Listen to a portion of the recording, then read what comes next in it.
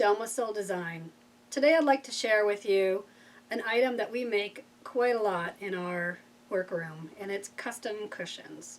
Custom cushions can be anything from extra cushion covers made for sofas or chairs, and this time of year we get a lot of outdoor cushions to recover. So an example of outdoor cushion is one like this. This was just brought in by a client. This is a simple boxed cushion here. It has a rolled edge, but it has boxed sides. And she's chosen some new fabrics to replace this current fabric. This is an outdoor wicker set. It sits in a covered porch. So we're going to be recovering a set of about 8 cushions there. And it also comes with this type of cushion for the back, which is a little more complicated, and it's button tufted. But it's generally the same construction as the cushions, and if you go to my cushion, the French mattress cushion, you'll see a tutorial for both making fabric covered buttons. That was a separate video, and also on the French mattress cushion you'll see how to do this button tufting. So this is a client project coming up right now in my workroom, and I've just received the fabric for that. But before I get to that client work, I thought I needed to tackle some of my own that have been sitting around. This is my own set of cushions, and this sits in a wrought iron rocker. And this was just a ready-made cushion that I had purchased at some point soon after we got the chairs, and we generally store our cushions inside so they don't get a lot of wear and tear. But over time, this is just a non-woven fabric, and over time this breaks down. The padding is still usable, so I'm going to put new covers on all of these cushions. There's 4 in this set, and you'll see here I've selected, these are the cushions, some of the cushions recovered. I'm going to show you how I recovered that one. But I chose sort of a gray gingham and an orange print for these because this will match. I've got 2 tablecloths that I always use on this round set. So I wanted to find 2 complementary fabrics that would go with it. And I also put in here's the tab here. This is how we actually have a little hooks, and we hang these up in a closet in between use. And we just use this right here. You can use the old pant hangers that have just a hook on it and a bar. If you create a tab like this on these kind of hanging cushions, you can just hang your cushions up in a front hall closet or maybe in a guest room closet, somewhere that's convenient to keep them upright and stored in between use. That will really give you a lot more life on your cushions. So before we get to recovering this, I want to talk a little bit about how to set up these cushions. First of all, I chose outdoor fabrics. That's always a good start. Like I said, we don't leave these cushions outside, but it's always good to have outdoor rated fabrics for outside. They're going to hold up better to the SUV, the sun rays, and they're also going to hold up better to the elements. If there is moisture and water, a lot of times it'll rain and we either won't know that a little rainstorm is coming, or we'll forget to pull them in at night and they'll get caught in the rain overnight. So this kind of fabric, it's all acrylic, and the water will kind of bead off of it and shed off of it. Eventually the water will soak in and the cushion and the padding underneath can get wet. But this isn't the type of cushion that dries out real easily. So I try not to get these wet. And also when you get this batting wet, it tends to break down the fibers and it breaks down the loft. So keeping them dry will maintain the life and the longevity of the cushion. So that's the first step is choosing an appropriate fabric for outdoor. If this is an indoor cushion, then you can really go with anything that suits your purpose, And a lot of times people are using outdoor fabrics even inside, especially if they have kids. It's helpful. So the downside with these outdoor acrylic fabrics is you can't really iron them very well. They tend to melt when you iron them. So word of caution, always test your iron and your fabrics to see if it's going to melt or scorch. Sometimes these outdoor fabrics will actually scorch with heat. So you don't want to touch an iron to it in general, but test it on a scrap first. So the next thing with this is the back is a gingham check, and all I had to do is, you know, center up everything according to the stripes. Make sure the stripes are all running in the same direction. This has a dominant horizontal stripe, so I made sure that all of my dominant horizontal stripes were going in the same direction.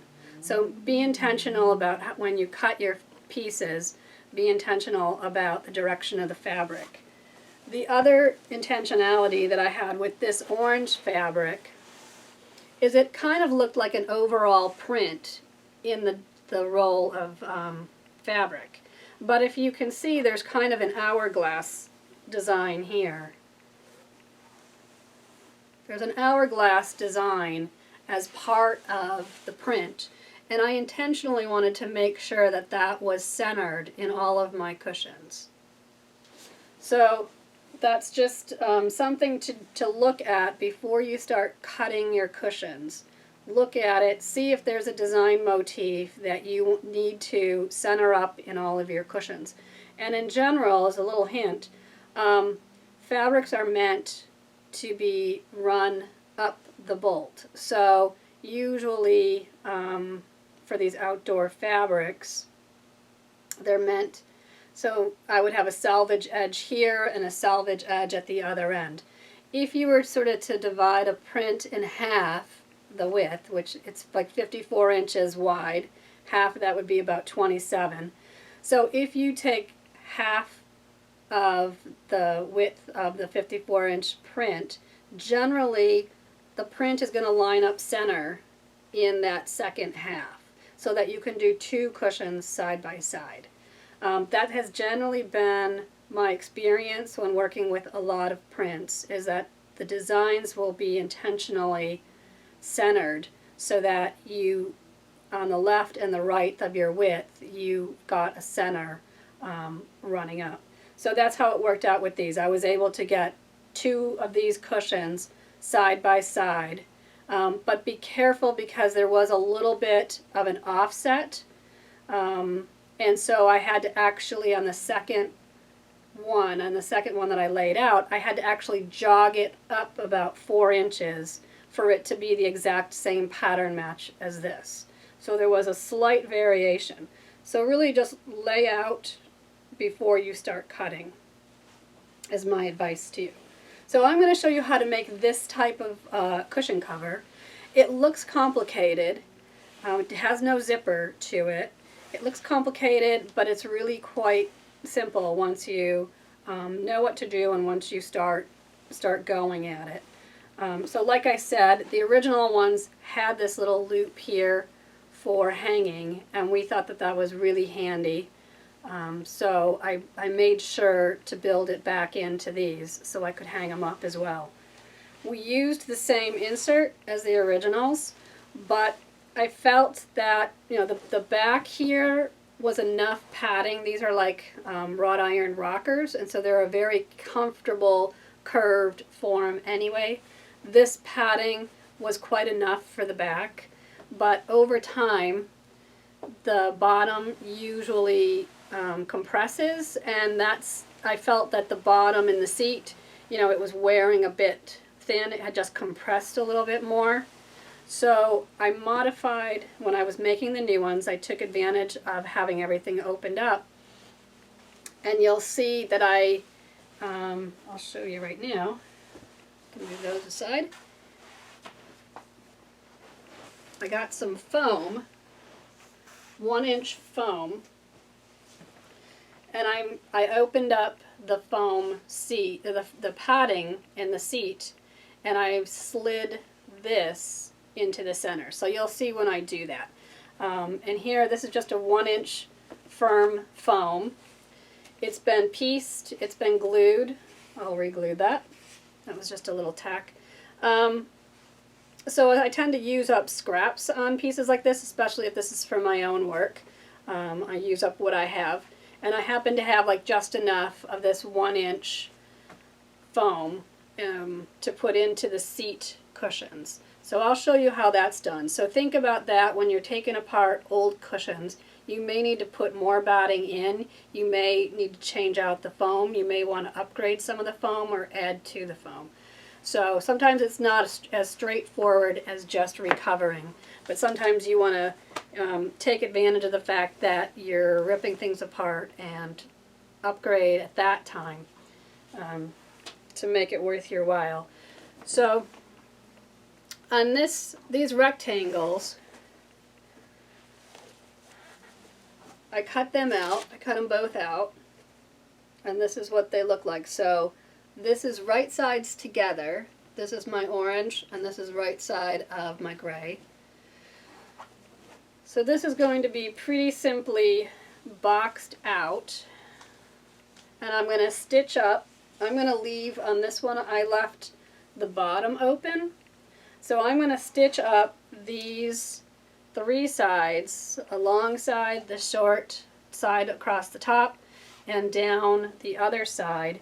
And while I stitch up across the top, I have that little piece that I made. You'll see, I'll make it on the machine. It's basically just a rectangle. I'm going to stitch it together, fold it inside out, press it, kind of finger press it, and then I'm going to fold it back on itself. So it just gives a little loop. And that I'm going to make sure it's on the right side here. It'll be in here, and I'll pin it so that when this orange fabric comes over the top and I stitch across the top, that'll be enclosed and it'll be secured down. So I'm going to take you over to my sewing machine to do that step. The other step that I need to do before I come back to the table here to insert the foam, these corners, I would call them a little bit dog-eared. So if you see, it's really, this doesn't have any piping to it, this cushion, but you can see on the top and the bottom here how the orange and the gray, they actually come up sort of 1 inch to provide sort of a 1-inch, 2-inch thickness. And all I'm going to do is when I get to my corners, you'll see how I will pinch, I will open up these corners after they're sewn. I'm going to open them up, I'm going to pinch them together, and I'm going to sew like a 1-inch or a 2-inch seam, sort of nipping off the corner. And it's as simple as that. It looks complicated, but it's actually a very simple procedure when you're making these up to give you this kind of soft corner. I'm not too crazy, or I'm not too worried about being so precise with these. This is the kind of cushion. This was a ready-made cushion to begin with. It was done very economically, even though outdoor cushions are sometimes very costly. This is a very simple fabrication, and so I lined it up the best possible, but I just eyeball this even. I'm not, because this is all sort of soft padding in here, I don't go like really crazy about trying to figure out, you know, is this 2 inches, is it 2.5, is it too short, is it too tall. So I just kind of do it by eyeball, and I use the gauge on my sewing machine to sort of get a consistent seam on each of these corners. So that has to be done on all 4 corners before we flip this thing inside out and put the batting in. So the next step is to take over to the sewing machine to stitch this up, and then we'll come back and I'll show you how I put the batting in and do the finished batting. This is really a simple project. It's one that seems kind of daunting to a lot of people. It's one, for me personally, that has just been on my to-do list for a long time, because once the summer season sort of starts getting going, I'm usually too busy, or I'm too much outside to sort of stop and want to come back into my workroom and stitch these up. So I end up sort of thinking, okay, well I'll wait until winter and then I'll do it so I have fresh new cushions. That's probably happened more than 1 year in the past. It's probably happened several years, to the point where fabric came on sale. I couldn't pass it up, so this was a fabric sale that came by just about 2 or 3 weeks ago, and it was $4 a yard fabric. So I will say, when I did these 4 cushions, I estimated how much fabric I would need. I purchased 3 yards of fabric for the front and 3 yards for the back. So this whole project, because I had the 1-inch foam, this whole project is costing me about $24 in fabric. So it's not one that sort of busts the budget, and it's going to give me a whole lot of new life on these cushions. So, and one that I really, quite frankly, have been procrastinating just a little bit too long. So I am so looking forward to spring when I can get these out. So the other thing I did want to mention before I go over to the sewing machine is, if you have cushions, I've made cushions for every piece of outdoor furniture that I own. I've had outdoor wood bench seating around a dining room table. I've also had 2-person benches, and I've used 2-inch foam and have made box cushions for all of those seats.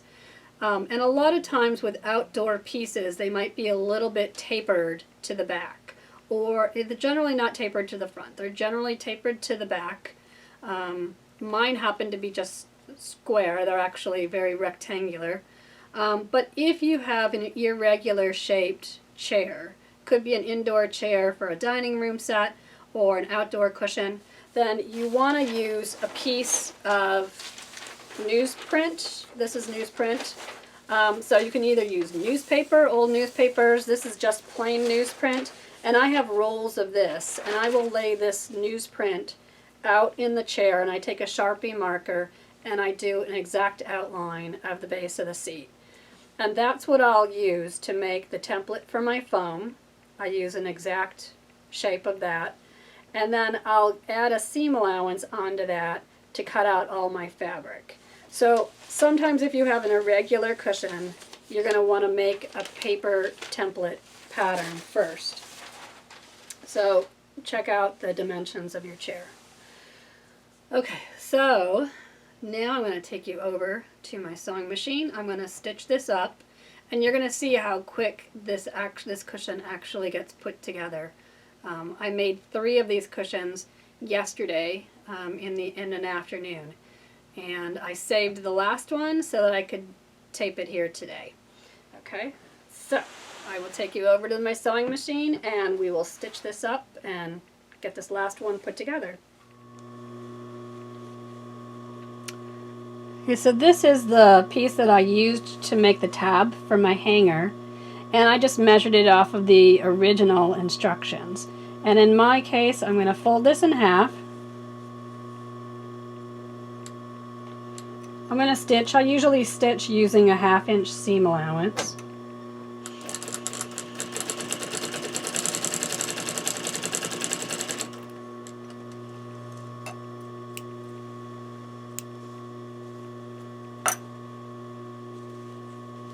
And I'm going to turn this right side out. We're really just making a tube.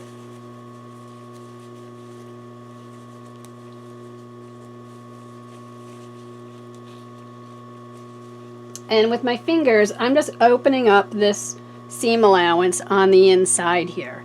I'm going to open it up because I want it to lay flat. And I'm just kind of finger pressing it so it lays flat. Like this. Kind of centering up my stripes best I can. And then I'm just going to take this whole thing and fold it in half one more time. And that is the loop pocket for my hanger right there. At the end, I might take a cool iron to it and press it down just a little bit. So I have to find, this is the top of my cushion is here. And I'm just going to find where the center, I'll remove these 2 pins.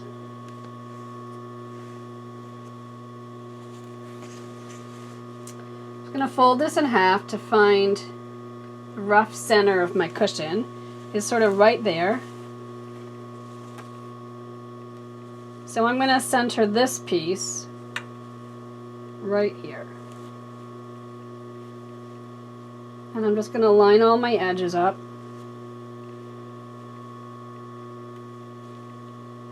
I'm going to pin this from this side so I can remove the stitches as I see them, so that my machine doesn't go over them. And I'm going to repin this down in 2 places. Here. And I'll pin it here. Okay, so this is the top.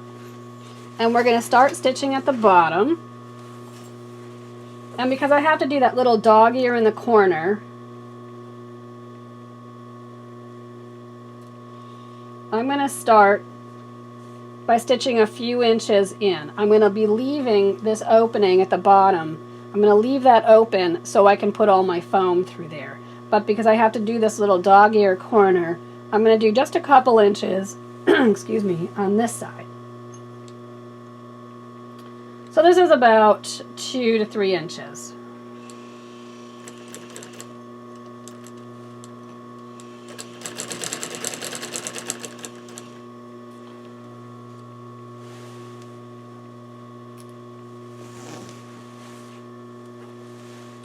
So now I'm going to stitch up one side, and what you're seeing here is just a selvage edge, and sometimes I don't bother on a project like this, I don't bother to cut the selvage edge off because I really need it to kind of be right here. For my pattern, I need it to be at this edge.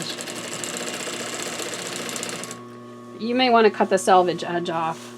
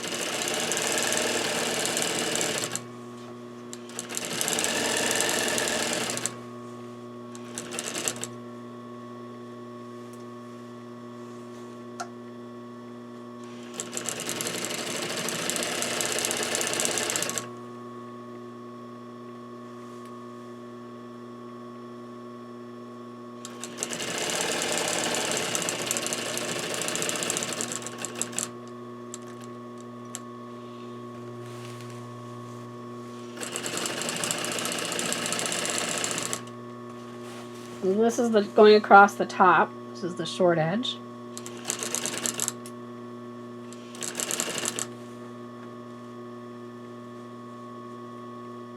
And I can feel that I'm coming up to where my hanger is here. So I'm going to remove those pins as I see them. And I know that this is a stress point, so I'm going to go over this a couple times because this is where our cushion is hanging up.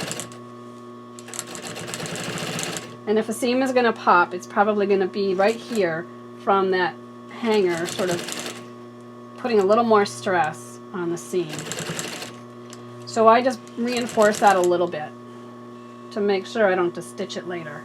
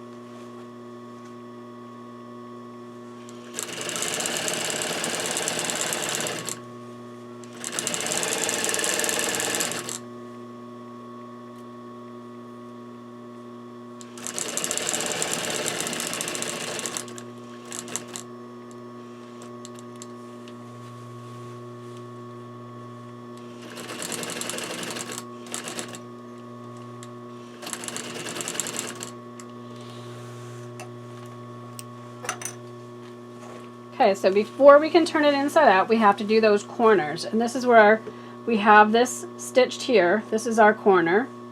And this is where I kind of open it up. So all the orange is on one side. And I'm pinching it from the corner. And all the gray is on the other side. So I've opened that up, pinch that down, and I'm going to open this seam allowance on the back. So it's laying flat.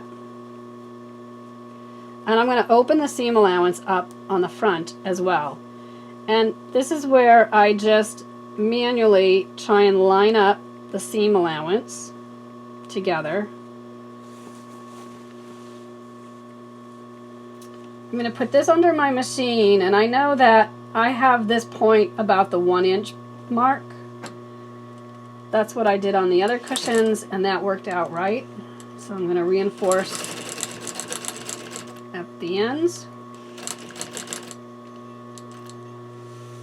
And I don't even clip that corner because this is just sort of a loose poly in there. I'm just leaving all of this fabric in here because in case this seam pops or unravels, I still want fabric in the corner. And if you clip that end, you might have some raw edges. So here's our top corner here. I'll show you again. I pull this out, so orange is on one side, gray gingham is on the other side. And as I'm doing this, I am making sure that these seams are in alignment, up and down.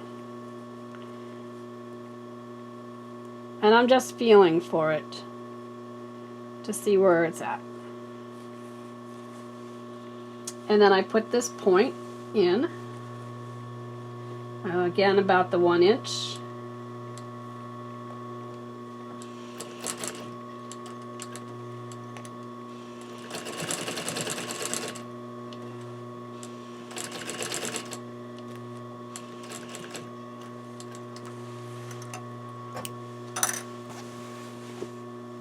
Here's another corner. Pull it apart. Open up the top. Open up at the bottom. And when I'm happy with it, put it under the machine. Got the point. So all I'm doing is making sure that this point is sort of consistent with my guide markers on my machine, because I've got a 1 inch marking here. So as with most sewing, however you do it on the first, you just want to be consistent so that each cushion comes out roughly the same.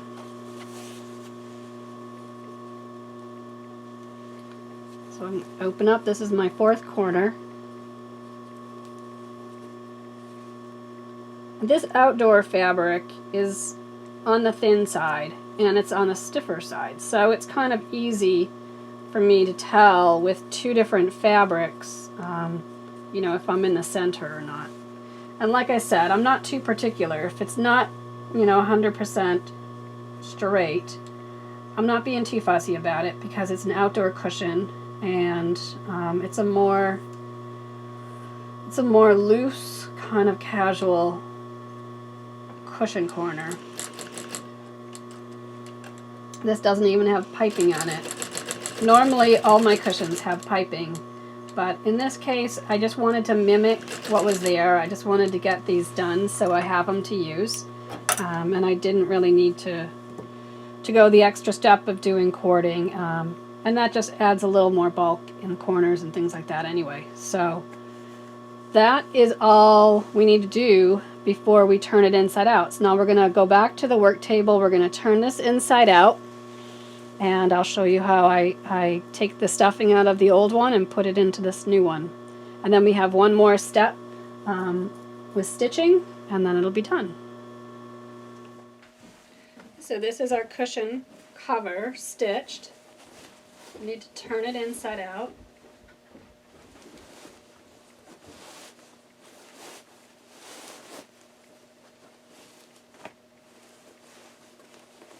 Which now is right side out.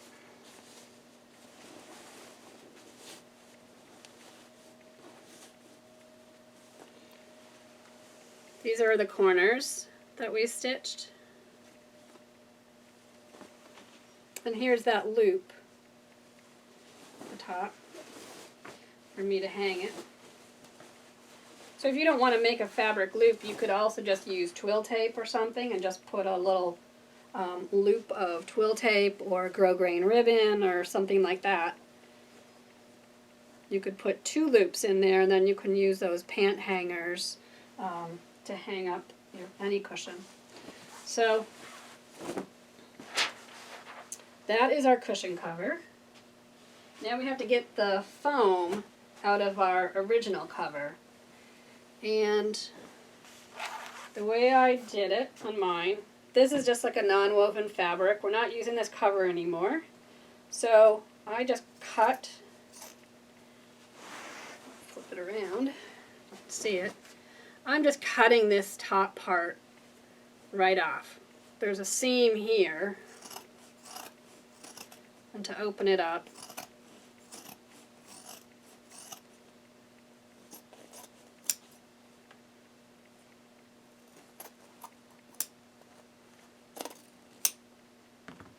I'm just opening it like that. And then the other thing with this cushion is it has a seam right here, which gives it that nice natural bend to the cushion. Prevents it from just being flat and allows it to sit well in the chair. So what I had to do is take this stitching out. And with this cushion, all I have to do is cut it in a few places. I'm just cutting the thread from the outside.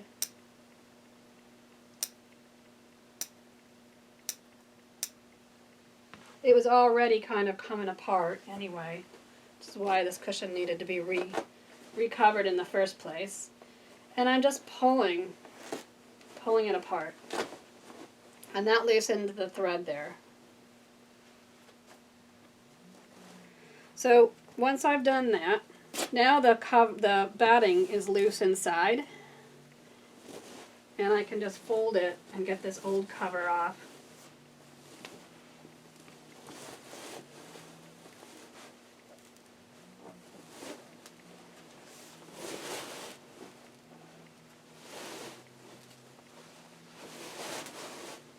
So at first I wasn't sure if I was going to be able to reuse this batting or not, but once I got it out of the cover was really bad. But I looked at it, and you can see from the side, like, it still has a fair amount of loft. This is all the original loft that it had in the cover. It's lost a little bit up here. This is the back. This is the seat, where I can definitely tell, right in this circle in the seat is where it's compressed a little bit more. So I'm going to make sure on mine, the backs of these, the back is longer than the seat. That was just the design of my cushion.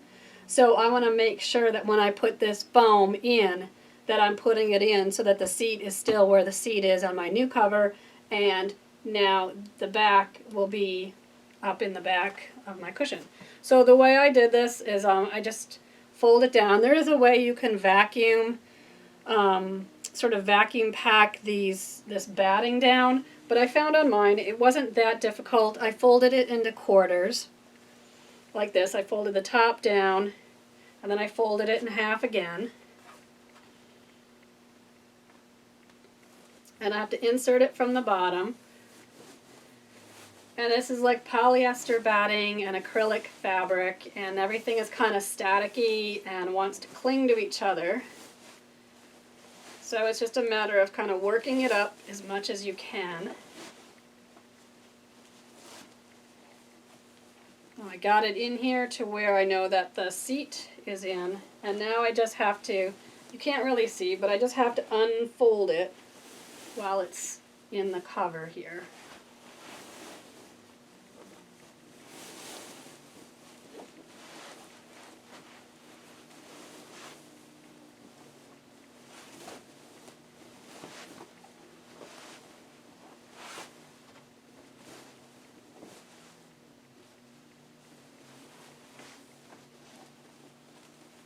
I I generally try to use the corners as a guide. If you can get the batting up into the corners, then the side seams usually fall in place where they're supposed to be.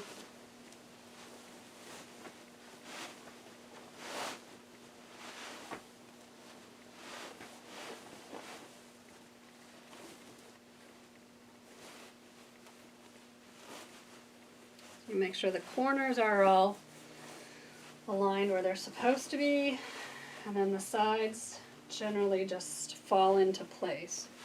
Then I'll flip it around this way and make sure things are flat. And I'm going to go up into the corners and make sure that things are laying flat inside this cover.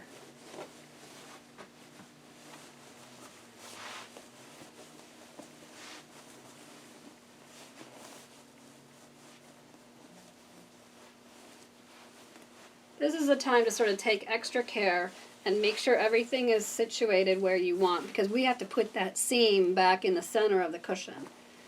And if you have a little ruffle or something in there, it might just stay in there permanently unless you're able to work it out at this step.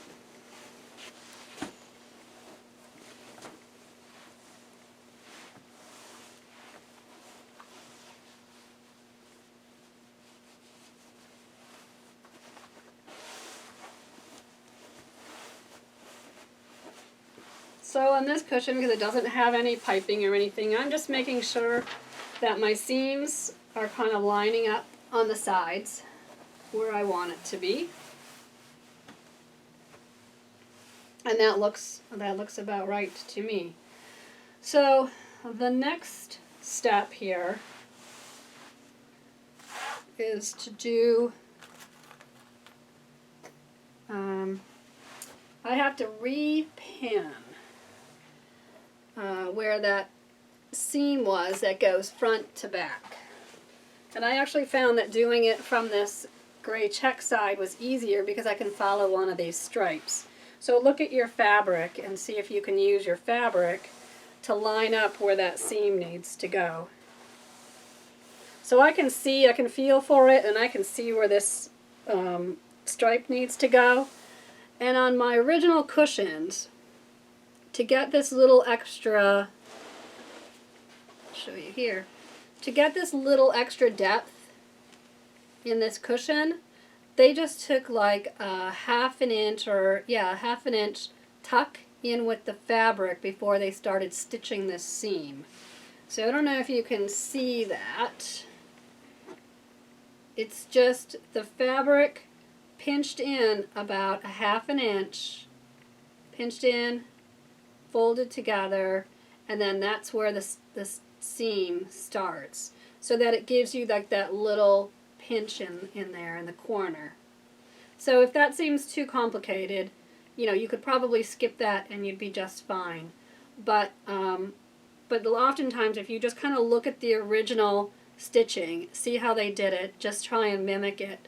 It often looks a little more complicated than it really is. So all I have to do is figure out where first I'm going to put a couple pins in. And at this point, I want to make sure that my seam allowances are straight. So my fabric is straight, top and bottom, with the batting in between. And I can see and feel where the original cushion was stitched down. And I'm going to use my T-pins to do some pinning all the way through all of these layers. And I start at the top and put a pin in. And when I come to this is my corner now. So at this point, I'm going to just fold this in that half inch. So I'm just folding the seam in a half inch and pinching here, and that's going to be my new start point. And that's going to give me sort of this little pleat on either end here, to just give you a little bit of ease and a little bit of fullness. So if you have a domestic machine, I've made this kind of cushion with a domestic machine before. It's a little bit cumbersome. but it does work. You just have to be patient in getting all of this under your presser foot. Once you get it started, generally you won't have a problem. It's starting it's the problem. And you just have to be patient and let your machine do the sewing. Try not to push it or pull it too much. When you're dealing with thicknesses like this, you have to let the machine pull it through and take it through at its own pace. Sometimes you have to help it a little bit, but try not to really push it or pull it, because that's when, with all of this thickness, you'll have a problem. You'll break a needle or something. So on my industrial, you'll see it sews through this quite easily. So again, at the end, I just want to make sure that I pin this little pleat.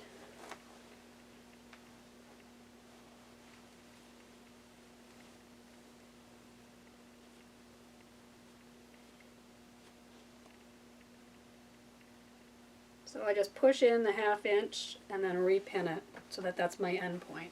Okay, so one more time back to the sewing machine to stitch this line, and I'll show you how I manipulate all of this under my machine and get that stitched.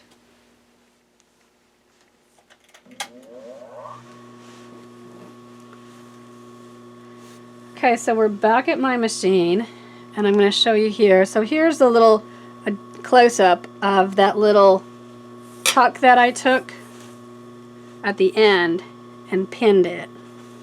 So it's literally just, you just take some of this fabric, pinch it in, pull this over, and put your pin in. That's what I'm doing here in this center. And that's what I did at the other end. So because I have orange on one side and I have this white and gray check on the other, I have orange thread in my bobbin now, and I've just got sort of a white tan in the upper thread. So be mindful of that. This isn't a seam that is really even visible, because when it's in the cushion or in the chair, it gets bent up like this and you don't really even see that thread. But because I have orange thread, I figured I might as well go to the extra step, change out that bobbin. So in this case, you want to clear your deck. You want to make sure that you've got nothing here and nothing sitting in here. Sometimes I'll have scissors or pins or bobbins or something, or extra feet sort of sitting in this space here. You have to clear everything out, because this is going to push anything that you had there onto the floor. So it's a matter of just kind of manhandling all of this. You have to put it under. Take some pins out. I'm taking the first pin out, lining it up.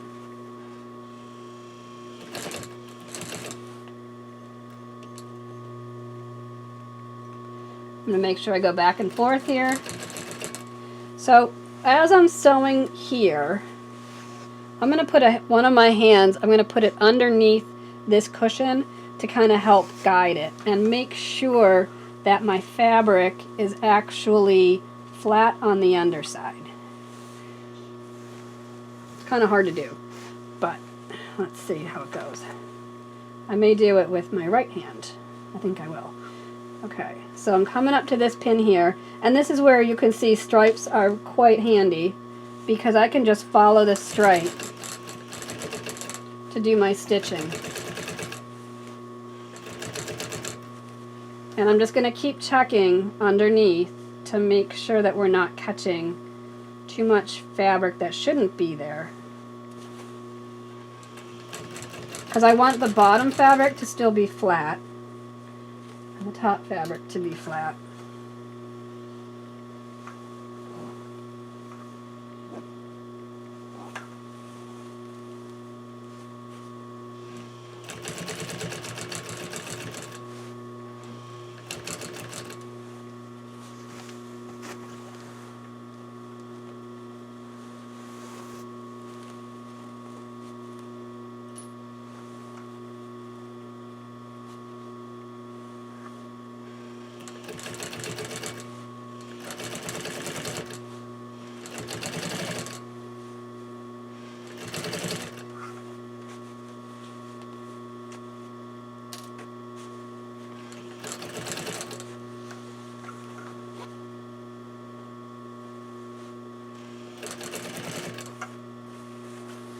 square. I gotta angle it, make sure all my foam gets through there.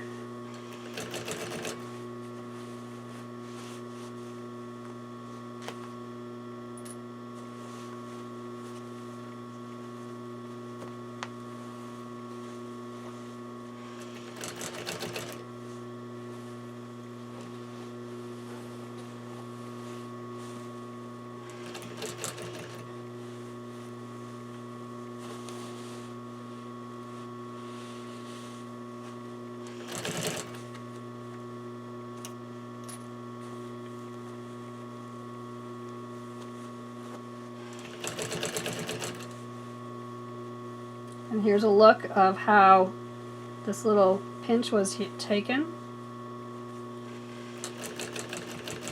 And you can make a final adjustment here as you get to the edge.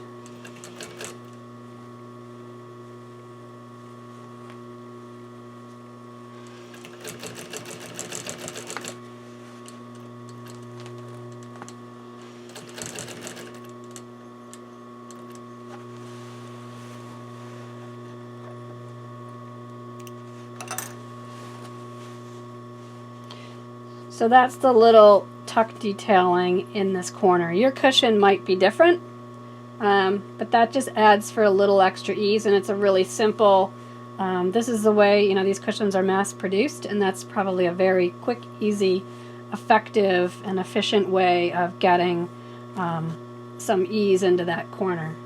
So I thought, why reinvent the wheel? I would just follow it the same way. Okay, so last step is I'm going to show you how I put the foam in here, and we're going to hand stitch the bottom, and then we'll be done. Okay, so this is my cushion stitched up with the center seam stitched in there. It's easier to see maybe on that orange side, but here's the seam here that we just did. So that divides the top half. That's just the batting, the original existing batting layers up here in the back. And on this seat is where I wanted to put in this extra 1-inch foam to make it a little bit, have a little more substance. So on this batting, what I noticed when I took it out originally to recover it, is that it was literally 2 layers of like a 1-inch batting. If you can see, here's 1 layer here, and there was 1 layer here, and they were just sandwiched together. They were just put together and sort of bonded like that. So it's very easy for me to open this up now. I've got a layer of batting on one side and a layer of batting on the other. And I'm going to put, for my seat cushion, I cut 19 by 19 inch square foam so that it's, you know, I measured it, and that was roughly a square shape would fit in here just fine. So it doesn't matter which way I put it. But I generally, if I have a seam in my foam, like I've got pieces here that I pieced together, I try and put these pieces towards the back, not towards the front. So I'm going to put this foam in the very center of this cushion. And you have to do it the way, similar to how you put in the other, to how we put in the batting. You just have to kind of turn the ends up a little and shimmy it down.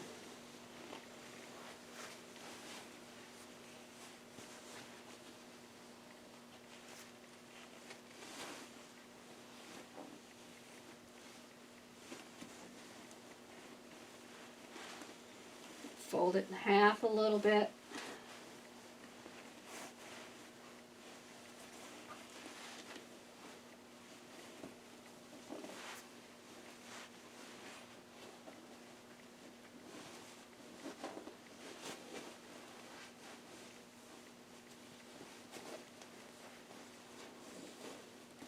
There are techniques for covering foam like this with plastic, and either shrinking them down or just covering them down. You can use a vacuum cleaner or shop vac to sort of shrink them down a bit, and then you slide them in, and then you remove the plastic, and makes it easier. You don't have to do all of this wrestling like I'm doing, but for me, I usually have just a few projects like this. I'm not mass producing a bunch of cushions, so I tend to just wrestle with them for the ones that I have.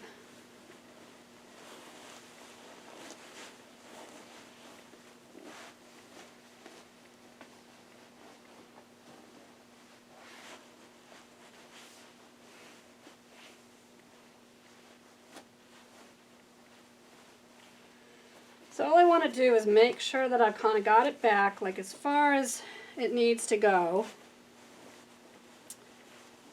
Back.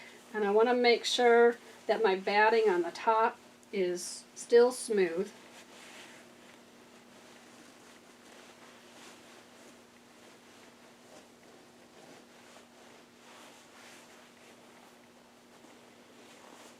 I don't want this foam to be buckled on the inside because it may not straighten out.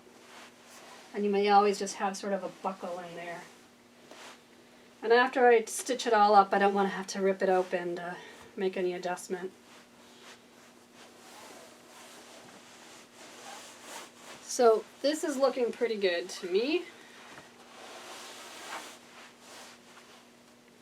I'll make sure that this side is smooth and that the batting on the inside goes all down the edges and covers the foam. And here at the end, I want to make sure that the batting also covers the edge.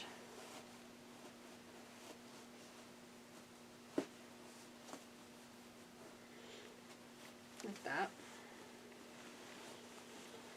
So now the last thing to do is we stitch up this edge here. And I've just stitched this edge by hand.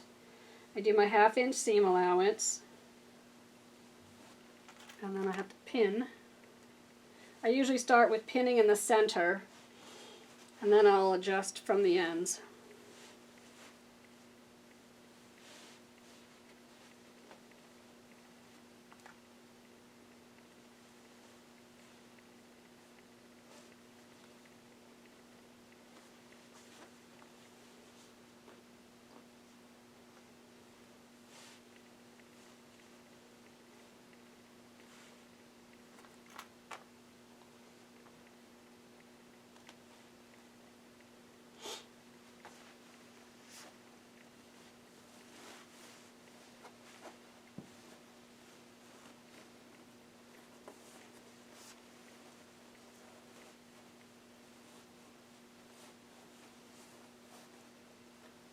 I just want to make sure that my batting is covering my foam here in the corners. And then push it back.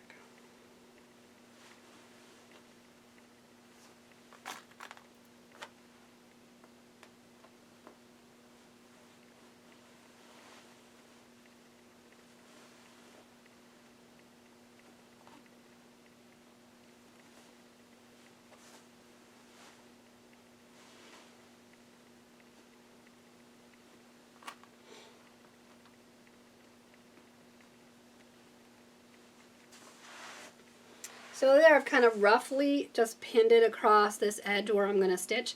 As I stitch, I'll make an adjustment. Because this is a nice stripe pattern, I'm going to follow the stripe when I do this stitching. But I'm just going to use a whip stitch. So I'm just going to go in, take a little bite, come back out, take a little bite from the orange. It's basically a blind stitch. You're not going to see any threads from the outside. Everything is going to be covered with fabric. So I'm just going in, taking a bite of the gray, coming up to the orange, going probably at 1/4 inch, and then back. So, or it's also called a running stitch, I believe. So you won't see any stitch marks when I'm done. You'll just see this fabric folded over on itself and stitched.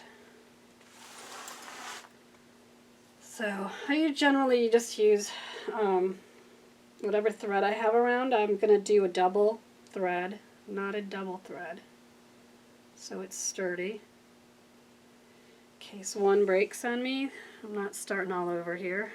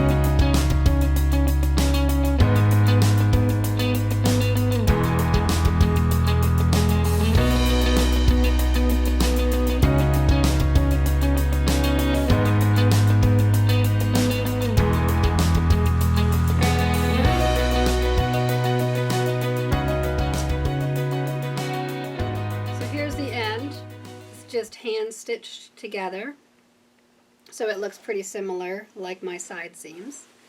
And it's pretty quick to do.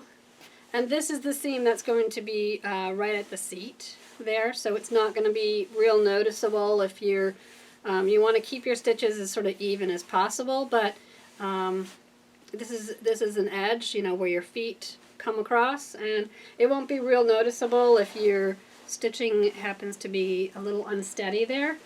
It's a pretty forgiving place. So here's our cushion, our finished cushion.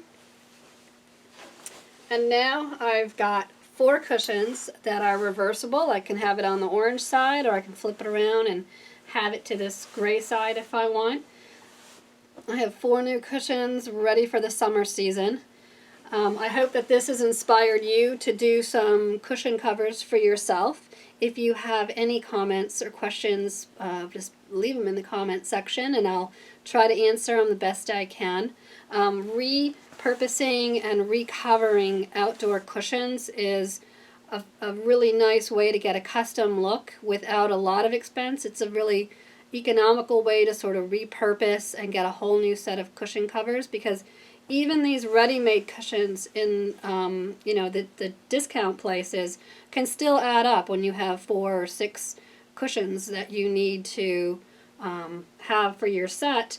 And also, you know, if I were to throw out all of those 4 cushions, I've got a lot of polyester, which is a, you know, plastic product, going into the landfill, which really doesn't break down very quickly at all. So being able to repurpose the fill for new cushions, I only had to add that 1-inch foam to my seat. And honestly, like, I tried this out last night. It is like a whole new cushion. So with very little effort, I've got totally new cushions. I would encourage you to, you know, if you've got, certainly if you've got cushions like this that are long, having this little loop on the top so that you can hang these cushions up when you're not using them. It's great. It's a great way to extend the life of your cushions, and it's a good way to store them sort of vertically, like in a coat closet or something. That's what we do with ours, and they don't seem to take up as much space, and you're not tripping over them when you're not using them. So I hope that this inspires you, like I said, to do your own cushions. I know in the workroom I've got oodles of cushions coming up to recover for my clients so that they've got them for the summer season. We appreciate if you like the content of what we're showing in our workroom. Please hit the subscribe button, click on the notification button, and you'll be notified when we drop a new episode. We just kind of randomly drop things. It depends on what's in our workroom, and you know, if it's something that I think you might be interested in, then I'll try and shoot a video like this, especially when it's sort of an easy, simple project like this. And I know a lot of people have these kinds of cushions around, ready, waiting to be recovered. So give us a comment, give us a like, pass around to share if you know somebody who also likes sewing and likes doing home improvement things. Share this video with them, and we will see you next time with what's in their workroom. Thanks for watching.